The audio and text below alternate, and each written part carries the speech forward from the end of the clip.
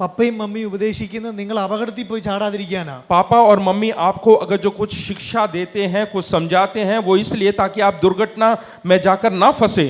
ഞാനൊരു 8 വർഷം മുമ്പ് ഒരു ചർച്ചിൽ ബൈബിൾ ക്ലാസ് എടുക്കാൻ പോകുമായിരുന്നു. और 8 साल पहले मैं एक जगह बाइबल स्टडी लेने जाता था. അവിടെ ഈ കീബോർഡ് ഒക്കെ വായിക്കാൻ ഒരു മോൻ വരുമായിരുന്നു. और वहां पे एक लड़का आता था कीबोर्ड बजाने के लिए. എന്നെ പിള്ളേർ പൊതുവെ അച്ചാച്ചാന്നോ ചേട്ടാന്നോ ബ്രോ എന്നൊക്കെ എന്നെ വിളിക്കാറുള്ളത്. और मुझे ब्रो या अचाचन या भाई करके मुझे बुलाते हैं. പക്ഷേ ഈ മോൻ എന്നെ ഷാർലറ്റ് പാസ്റ്റർ എന്നായിരുന്നു വിളിക്കുന്നത്. और वो हमेशा शार्लेट पास्टर करके बुलाते थे मुझे. നന്നായി അവൻ കീബോർഡ് वो വായിക്കും. बहुत अच्छे तरीके से कीबोर्ड बजाते थे.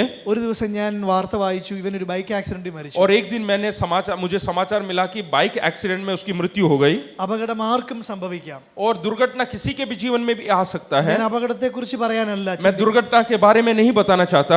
ഞാൻ അവന്റെ ചുമ്മാ പ്രൊഫൈലിൽ ഒന്ന് കയറി നോക്കി. और मैंने उसके प्रोफाइल में जाके देखा. ആ പ്രൊഫൈലിൽ അവൻ എഴുതിയിരിക്കുന്നതും ഫോട്ടോസ് എല്ലാം ബൈക്ക് വീൽ ചെയ്യുന്നു, ചാടിക്കുന്നു, ട്രിപ്പ് പോകുന്നു, അങ്ങനെയുള്ള പിക്ചേഴ്സ് മാത്രമേ ഉള്ളൂ. और उसके जो स्टेटस है उसमें बाइक में वो सफर कर रहा है, बाइक को इधर उधर उछाल रहा है, ऐसे सब तस्वीरें हैं. യേശുവിനെ കുറിച്ച് അവനൊന്നും പറഞ്ഞിട്ടില്ല. और वो यीशु के बारे में कहीं पे भी नहीं बता रहा. എനിക്ക് ഭയങ്കര വിഷമം और തോന്നി. मुझे बहुत दुख लगा. ഒരു പാസ്റ്റർ മകനാണ്. एक पास्टर का बेटा है. ഞാൻ ഇവിടെ ഇരിക്കുന്ന എല്ലാ കുഞ്ഞുങ്ങളോടും പറയാൻ और ആഗ്രഹിക്കുന്നു, यहाँ पे बैठे हुए हरे बच्चों से मैं बताना चाहता हूँ. നമ്മൾ എന്ന് ഗുഡ് ബൈ പറഞ്ഞു പോകുമെന്ന് അറിയത്തില്ല. और हम नहीं जानते कि हम गुड बाय बोलकर कब यहाँ से निकल जाएंगे. Do your best for God. लेकिन परमेश्वर के लिए सबसे बेहतरीन करें. കർത്താവിന്റെ സ്നേഹത്തെ നിങ്ങൾ മറക്കരുത്. परमेश्वर के प्रेम को कभी भूले नहीं. ഈ ഇടയ്ക്ക് ഞാൻ കണ്ണൂരുള്ള ഒരു മോന്റെ ബയോ സ്റ്റാറ്റസ് കണ്ടു. और बायो स्टेटस मैंने कन्नूर के एक लड़के का देखा इन दिनों में. അൽ പെന്തിക്കോസുകാരൻ, और वो पेंतिकोस वाला, കണ്ണൂരുകാരൻ, और कन्नूर में रहने वाला, വണ്ടി ഭ്രാന്തൻ. और वो गाड़ियों का दीवाना. അവന്റെ ബയോയാണ്. वो उसका बायो है. ഞാനീ പറഞ്ഞു, നിങ്ങൾ കർത്താവിനോടും നിങ്ങൾക്ക് ആ സ്നേഹം നിങ്ങൾ കാണിക്കണം. आपको जो है परमेश्वर के प्रति भी वही जुनून, वही दीवानगी दिखाना है. ട്രിപ്പും ട്രാവലിംഗും ഒക്കെ നിങ്ങളുടെ ക്രേസ് ആകുന്നതിലൊന്നും ഞാനൊന്നും പറയുന്നില്ല. मैं नहीं कहता कि आप जो ट्रिप या टूर के लिए जाते हैं उन सब के विरोध में नहीं बात कर रहा हूँ. പക്ഷെ ഇതിലൊക്കെ കർത്താവിനെ ഉയർത്താൻ നിങ്ങൾ മറന്നുപോകല്ലേ. लेकिन इन सब के साथ परमेश्वर को आपको ऊंचा उठाना है. കർത്താവിന്റെ സ്നേഹത്തെ നിങ്ങൾ മറക്കരുത്. परमेश्वर के प्रेम को आप समझें. രണ്ടാമത്തെ ഫോർമുല, और दूसरा formula, you need same age friends like Barnabas. बरनबास के समान हमारे ही उम्र दरार के लोग चाहिए.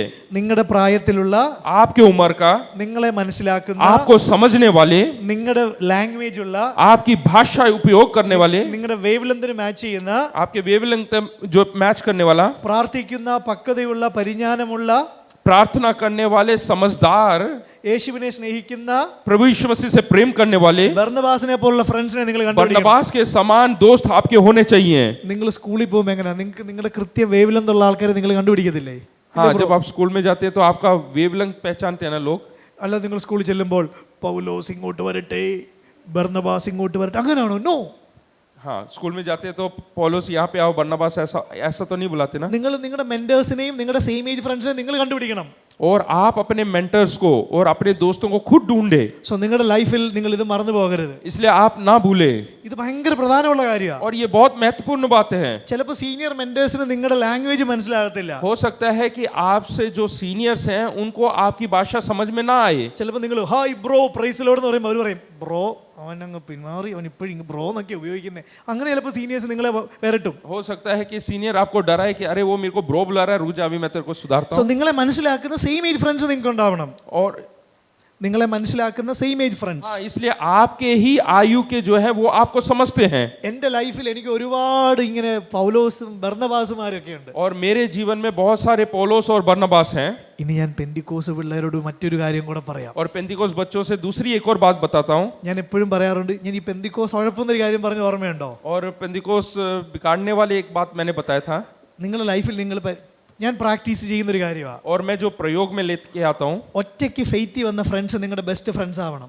जो अकेले में विश्वास में आए वो आपके सबसे बेस्ट फ्रेंड होना चाहिए. അവർ നിങ്ങളോട് ധാരാളം ചോദ്യം ചോദിക്കും. वो आपसे बहुत सारे प्रश्न करेंगे ഈ യേശു എങ്ങനെ ദൈവമായത്? कि यीशु कैसे परमेश्वर बना, യേശു സംസാരിക്കുവോ? क्या यीशु बात करेगा. അഭിഷേകം പ്രാപിക്കും ഫസ്റ്റ് അതൊക്കെ എങ്ങനെ വന്നേ? हाँ, जो अभिषेक प्राप्त करते हैं तो कैसे पहला शब्द आता है, അപ്പൊ നമ്മൾ ചിന്തിക്കാൻ തുടങ്ങും. तो हम सोचने लगेंगे. സോ എപ്പോഴും നല്ലൊരു ഫോർമുലയാ, ഒറ്റയ്ക്ക് ഫെയ്ത്ത് വന്ന ധാരാളം ഫ്രണ്ട്സ് നിങ്ങളുടെ ലൈഫിൽ ഉണ്ടാവണം. हाँ, तो आपके जीवन में जो अकेले में विश्वास में आया हुआ व्यक्ति है वो आपका दोस्त होना चाहिए. എൻ്റെ ജീവിതത്തെ മാറ്റിമറിച്ചത് മുഴുവൻ ഇങ്ങനെയുള്ള ഫ്രണ്ട്സാണ്. और ऐसे लोग मेरे जीवन को उलटफेर किया. സോ ഇതാണ് രണ്ടാമത്തെ ഫോർമുല. और ये है दूसरा फॉर्मूला. മൂന്നാമത്തെ ഫോർമുല, और तीसरा formula, you have to develop or inspire young friends like Timothy and Titus. और आपसे कम उम्र के जो दोस्त हैं उनको आपको तैयार करना है, तीमती और टाइटस की तरह दोस्त बनाना है. തിമോത്തിയോസിനെ പോലെ തിത്തോസിനെ പോലെ അടുത്തൊരു തലമുറയെ നമ്മൾ സ്വാധീനിക്കണം. तीमोती या तीतोस की तरह अगले पीढ़ी को हमें प्रभावित करना है. കർത്താവ് പറഞ്ഞ ഗ്രേറ്റ് കമ്മീഷൻ അതാ. और प्रभु यीशु मसीह का जो महान आदेश वही है. സോ നിങ്ങളുടെ ലൈഫിൽ നിങ്ങൾ ഒരിക്കലും ഈ ഫോർമുല മറക്കരുത്. और इस फॉर्मूले को कभी भी अपने जीवन में ना भूलें. ഒന്നാമത്തേത് എന്തായിരുന്നു എന്ന് പറയാമോ? पहला क्या था? രണ്ടാമത്തേന്ന് പറയാമോ? മൂന്നാമത്തേന്ന് പറയാമോ? എക്സലന്റ്. ഓക്കെ, ഈ മൂന്ന് ടൈപ്പ് ഫ്രണ്ട്സും നിങ്ങളുടെ ലൈഫിൽ എപ്പോഴും ഉണ്ടാവണം. ये 3 प्रकार के दोस्त आपके जीवन में होना चाहिए. ഹോംവർക്ക് ചെയ്യാൻ ആഗ്രഹമുള്ളവരൊക്കെ കൈവയ്ക്കുകയെ. कितने लोगों को होमवर्क करना पसंद है? ഇന്ന് നിങ്ങൾ കർത്താവ് കണ്ടിട്ടുണ്ട് കേട്ടോ നിങ്ങൾ ചെയ്യുമെന്നുള്ളത്. നിങ്ങൾ ഇന്ന് വീട്ടിൽ പോയിട്ട് आज घर जाके റോമാലേഖനം रोमियो 16 അധ്യായം 16वां अध्याय നിങ്ങൾ വായിക്കണം. आप लोग पढ़ें. നിങ്ങൾ ഇതിന് നോക്കണം. वो देखना. പൗലോസിന്റെ ഫ്രണ്ട്ഷിപ്പ് ലിസ്റ്റ്. और पौलुस ने जो दोस्ती के जो लिस्ट बना सूची दिया है उसके बारे में. ഞാൻ കേരള ബ്ലാസ്റ്റേഴ്സിന്റെ ഫാനാണ്. और आप जो है केरला ब्लास्टर्स के फैन हैं. നിങ്ങൾ മുംബൈ ഇന്ത്യൻസിന്റെയോ ISL മുംബൈയുടെ ഫാൻ ആയിരിക്കും. हो सकता है कि आप मुंबई टीम के जो है फैन होंगे. ബ്രദർ ചിലപ്പോൾ കൊൽക്കത്തയുടെ ഫാൻ ആയിരിക്കും, മോഹൻ ബഗാന്റെ ഫാൻ ആയിരിക്കാം. हो सकता है कि ब्रदर जो है कोलकाता टीम का फैन हो. അതിനകത്ത് പൗലോസ് പറയുന്നു എൻ്റെ കൂടെ കുറെ ഫ്രണ്ട്സ് ഉണ്ട്. और पौलुस कहता है कि मेरे साथ कुछ दोस्त हैं. അവരുടെ പ്രത്യേകത എന്ന് പറഞ്ഞാൽ കർത്താവിന് വേണ്ടി ശരിക്കും ഓടുന്ന ആൾക്കാരാ. और उनकी खासियत ये है कि वो परमेश्वर के लिए दौड़ने वाले लोग हैं. അവർ ക്രിസ്തുവിൽ സമ്മതരാ. और वो मसीह यीशु में संपन्न है. അവരുടെ ലോയൽറ്റി ഭയങ്കര അപ്രൂവ് ചെയ്ത കാര്യമാ. और उनकी ईमानदारी जो है वो मसीह यीशु में सिद्ध है. അവർ അപ്പോസ്തലന്മാരുടെ ഇടയിൽ പേർ കൊണ്ടവരാ. और वो प्रेरितों के बीच में उनका नाम है. അവർ കഴുത്ത് വെച്ച് കൊടുക്കാൻ തയ്യാറായവരാ. और वो अपना गला कटवाने के लिए तैयार है. ഞാൻ ഇങ്ങനെ അങ്ങ് പറയാം. मैं ऐसे बताता हूँ. നമ്മൾ പലപ്പോഴും നമ്മുടെ ടെൻഡൻസി और कई बार हमारी जो परिस्थिति है പലപ്പോഴും ലോകത്തിന്റെ പൊസിഷൻസ് ആണ്. और हमारा जो संसार का स्थान है उसको ज्यादा महत्व देते हैं. നിങ്ങൾ ഈ പൊസിഷൻസിന്റെ പുറകെ പോകരുത്. आप इस स्थान के पीछे या स्थान मान के पीछे ना जाएं. എന്നോടൊരു 15 വർഷം മുമ്പ് എൻ്റെ ഒരു മെന്റർ പറഞ്ഞൊരു സ്റ്റേറ്റ്മെന്റ് ഞാൻ എല്ലായിടത്തും और പറയാറുണ്ട്. 15 साल पहले मेरे मेंटर ने एक स्टेटमेंट कहा, उसको मैं हर जगह बांटता हूँ. ഞാനത് ശരിക്കും പ്രാക്ടീസ് ചെയ്യുന്നതാണ്. और मैं उसको सही तरीके से लागू करता हूँ. അദ്ദേഹം പറഞ്ഞു 5 P's മോനെ നീ ശ്രദ്ധിക്കണം. और उन्होंने 5 पीस के बारे में बताया. പവർ, पहला है पावर, ताकत. പൊസിഷൻസ്, स्थान. പ്രോഗ്രാംസ്, और प्रोग्राम, कार्यक्रम. പ്രോജക്റ്റ്, और जो प्रोजेक्ट हैं. പോപ്പുലാരിറ്റി, और नाम सिद्धि. should not replace God. और वो परमेश्वर के स्थान को नहीं हटाना चाहिए. നിങ്ങൾക്ക് മിടുക്കരാണ്, ചിലപ്പോൾ പൊസിഷൻ കിട്ടും. हो सकता है कि आप बहुत योग्य हो तो आपको हो सकता है स्थान प्राप्त हो. നിങ്ങൾ ഇത്തിരി പ്രസംഗിക്കാനോ കീബോർഡ് വായിക്കാൻ കഴിവുണ്ട്, പ്രോഗ്രാംസ് കിട്ടും. अगर जो आप प्रचार करने के लिए या कीबोर्ड बजाने के लिए सामर्थ्य हो तो आपको जो है प्रोग्राम मिलेगा, कार्यक्रम मिलेगा. നിങ്ങൾ വളരെ ക്രിയേറ്റീവായി ചെയ്താൽ നിങ്ങൾ ചിലപ്പോൾ വൈറലാവും.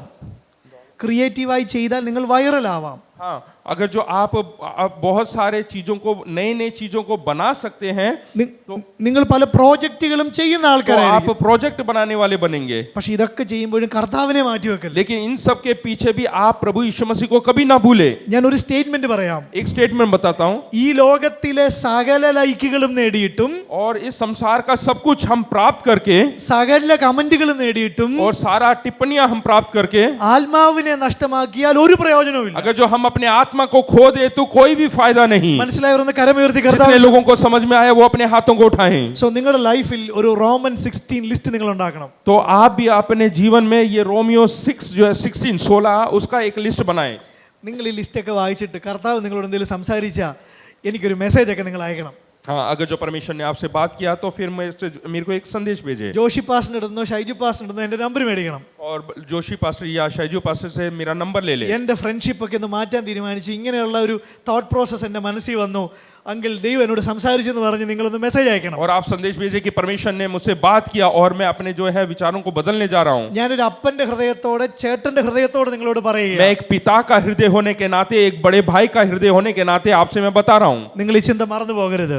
और इस बात को आप भूले नहीं। ദൈവത്തിന് സ്തോത്രം ചെയ്യുന്നു. परमेश्वर की महिमा हो, ദൈവത്തിന് സ്തോത്രം ചെയ്യുന്നു. परमेश्वर की महिमा हो। നിങ്ങൾ എപ്പോഴും നിങ്ങളുടെ ലൈഫിൽ അറിയേണ്ട കാര്യം, और हमेशा ये चीज याद रखना, നിങ്ങളുടെ ഫ്രണ്ട്സ് ഒക്കെ പല കാര്യങ്ങൾക്കും കൈയടിക്കും. और आपके दोस्त कई बातों के लिए तालियां बजाएंगे, The applause of the world doesn't mean the approval of God. और ये जो तालियां आपको मिलता है इसका मतलब ये नहीं कि परमेश्वर भी इस बात से सहमत है। നിങ്ങൾ സ്മാർട്ട് ആണെങ്കിൽ, ഇന്റലിജന്റ് ആണെങ്കിൽ, definitely people will applause for you. हाँ, अगर जो आप बुद्धिमान व्यक्ति है तो लोग अवश्य आपके लिए तालियां बजाएंगे। സോ നിങ്ങൾ എപ്പോഴും തിരിച്ചറിയണം, അത് ദൈവത്തിന്റെ അപ്രൂവൽ ആകണമെന്നില്ല. लेकिन अभी हमेशा पहचानना है कि क्या कहते हैं वो परमेश्वर का सहमति है या नहीं करके।